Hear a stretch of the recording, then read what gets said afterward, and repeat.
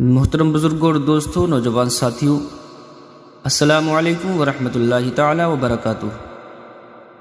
نحمدہ ونصلی ونسلم علی رسولہ الکریم وعلی آلہ واصحابہ وذریاتہ اجمعین۔ حضرات محترم، مسلم شریف کی حدیث شریف ہے،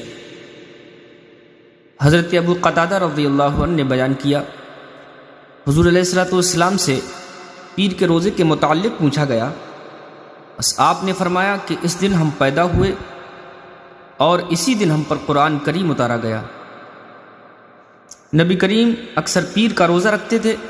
کسی نے اس کی فضیلت جاننے کے لیے یہ سوال کیا تو آپ نے فرمایا کہ پیر کا دن بڑی فضیلت والا ہے کہ اس دن ہم پیدا ہوئے اور قرآن کریم نازل ہوا۔ غار حرا میں حضور علیہ الصلوۃ والسلام پر پہلی وحی پیر ہی کے دن آئی۔ انسان کی عظمت و بلندی کے لیے یہ دونوں واقعے اس قدر اہم ہیں کہ ان پر خدا کا جتنا بھی شکر ادا کیا جائے کم ہے۔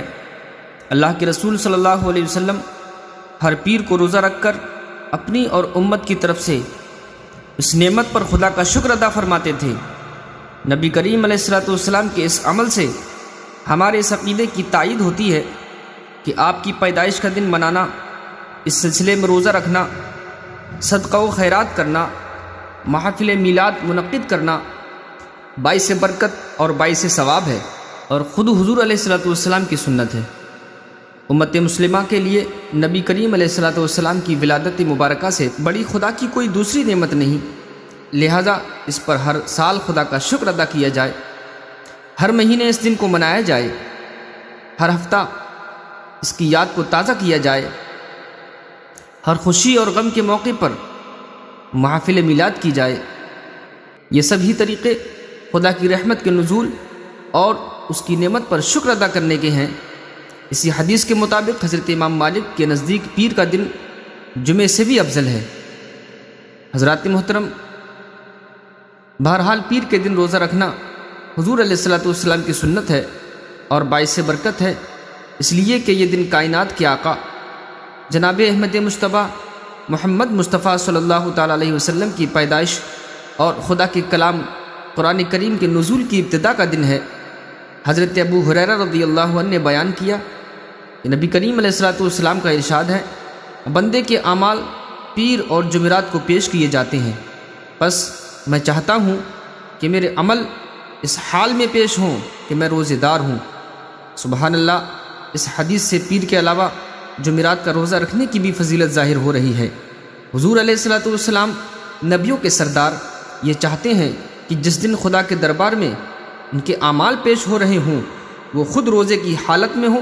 بلا شبہ اللہ کے نبی معصوم ہیں، گناہوں سے پاک ہیں، لیکن اپنی بندگی کا اظہار فرما رہے ہیں اور ایک ہم گناہوں کے سمندر میں ڈوبے ہوئے نہ اعمال کی پرواہ کرتے ہیں، نہ یہ جانتے ہیں کہ کس وقت خدا کے دربار میں ہمارے اعمال پیش ہوں گے، اور نہ کبھی یہ سوچتے ہیں کہ مالک حقیقی کے دربار میں جب ہمارے اعمال پیش ہو رہے ہوں تو یہاں دنیا میں اس وقت ہماری کیا حالت ہونی چاہیے۔ کاش ہم اپنی حالت کو سدھارنے کی کوشش کریں۔ حضرت مسلم قریشی رضی اللہ عنہ بیان کرتے ہیں، حضور علیہ الصلوۃ والسلام سے عمر بھر کے روزوں کے متعلق دریافت کیا گیا تو آپ نے فرمایا، رمضان اور اس کے قریب دنوں کی روزی رکھو اور ہر بدھ جمعرات کا روزہ رکھو، بس تم نے ساری عمر کے روزے رکھ لیے۔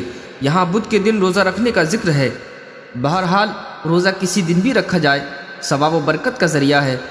حضرت ابو امامہ رضی اللہ عنہ نے بیان کیا کہ نبی کریم علیہ الصلوۃ والسلام نے فرمایا کہ جو اللہ کی راہ میں ایک دن روزہ رکھے، اللہ اس کے اور آگ کے درمیان ایسی خندق کر دے گا جیسی آسمان اور زمین کے درمیان، یعنی جتنا فاصلہ آسمان و زمین کے درمیان ہے اتنا ہی فاصلہ روزہ رکھنے والے اور جہنم کی آگ کے درمیان ہوگا۔ جس طرح اتنی چوڑی خندق پھیلان کر دشمن نہیں پہنچ سکتا، اسی طرح روزے دار تک دوزخ کی آگ نہ پہنچ سکے گی۔ صوم و وصال یعنی بغیر افطار کے کچھ کھائے پیے مسلسل روزے رکھنا حرام ہے۔ حضرات محترم، ایک قابل غور بات یہ بھی ہے، نفلی روزہ شروع کرنے کے بعد وہ فرض بن جایا کرتا ہے، بلا عذر اس کا توڑنا جائز نہیں، اور اگر کسی شرعی عذر کی وجہ سے توڑ دیا تو اس کی قضا کرنا لازمی ہوگا۔ عورتوں کے لیے بھی نفلی روزے کا وہی ثواب ہے جو مردوں کے لیے ہے، لیکن شادی شدہ عورت نفلی روزہ یا کوئی بھی نفلی عبادت شوہر کی اجازت کے بغیر نہیں کر سکتی، تاکہ شوہر کی خدمت اور اس کا حق ادا کرنے میں کمی واقع نہ ہو، کیونکہ شوہر کی خدمت کرنا واجب ہے۔